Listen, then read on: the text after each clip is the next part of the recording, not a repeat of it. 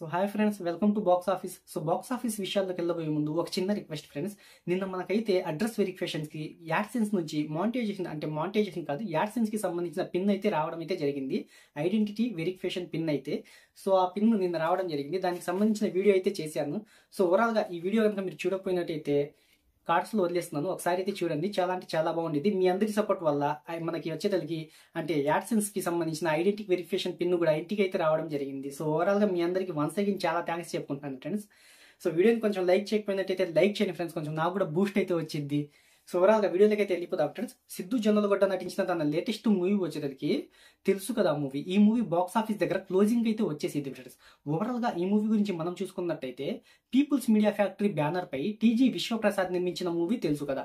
Romantical plus musical మూవీగా ఈ మూవీని అయితే తెరకెక్కించారు.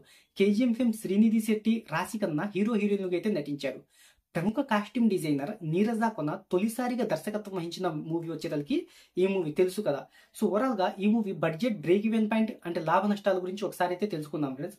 సో ఈ మూవీని వచ్చేసరికి ఫ్రెండ్స్ అక్టోబర్ 17వ తేదీన 2025లో మంచి గ్రాండ్ గా మంచి హైప్ తో అయితే మంచి ప్రమోషన్స్ తో ఈ మూవీని అయితే గ్రాండ్ గా రిలీజ్ చేశారు. సో ఓవరాల్ గా ఈ మూవీకి వచ్చేసరికి ఫ్రెండ్స్ కొద్దిగా రిలీజ్ అయిన తొలి రోజునే మిక్సెడ్ టాక్ అనేది వచ్చింది.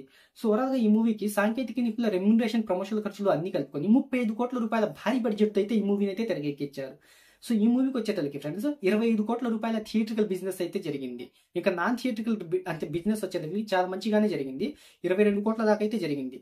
సో థియేట్రికల్ బిజినెస్ ఎందుకు తక్కువ జరిగిందంటే సిద్ధు జొన్నలగొడ్డ నటించిన తన లాస్ట్ మూవీ జాక్ మూవీ ఉంది కదా, ఆ మూవీ బాక్స్ ఆఫీస్ దగ్గర చాలా డిజాస్టర్ గా నిలిచింది. అందువల్ల ఆ ఎఫెక్ట్ అనేది ఈ మూవీపై పడింది. ఓవరాల్ గా ఈ మూవీ కూడా థియేట్రికల్ బిజినెస్ అనేది చాలా అంటే చాలా తక్కువగా జరిగింది. కేవలం 25 కోట్ల రూపాయలకు మాత్రమే జరిగింది. ఓవరాల్ గా ఈ మూవీ బ్రేక్ ఈవెన్ పాయింట్ మనం చూసుకున్నట్టయితే 25 కోట్ల రూపాయల షేర్ ను 50 కోట్ల రూపాయల గ్రాస్ వసూలు అయితే రాబట్టాలి. అంత రాబడితే ఈ మూవీ బాక్స్ ఆఫీస్ దగ్గర క్లీన్ హిట్ గా అయితే నిలుస్తుంది.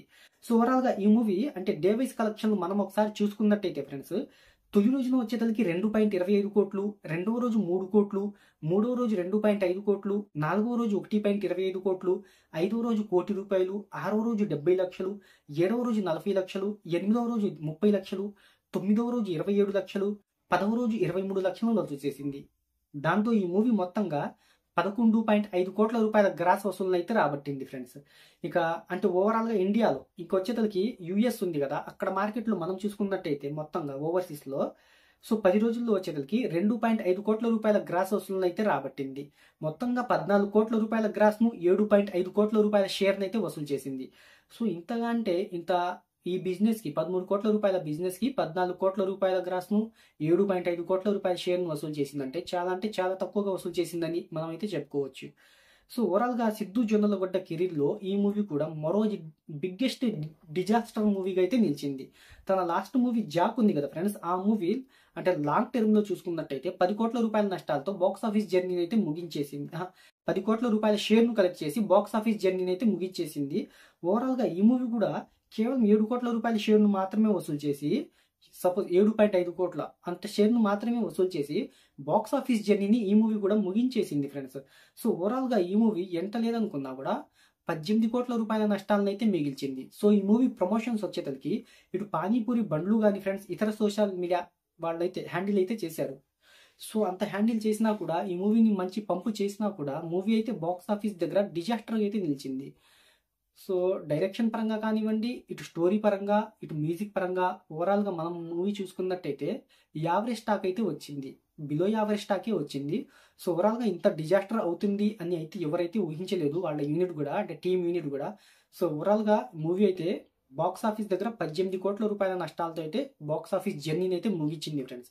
సో మీకు ఈ వీడియో కనుక నచ్చినట్టయితే వీడియోని లైక్ చేయండి ఫ్రెండ్స్. మరిన్ని బాక్స్ ఆఫీస్ విషయాల కోసం మన ఛానల్ అయితే సబ్స్క్రైబ్ చేసుకోండి.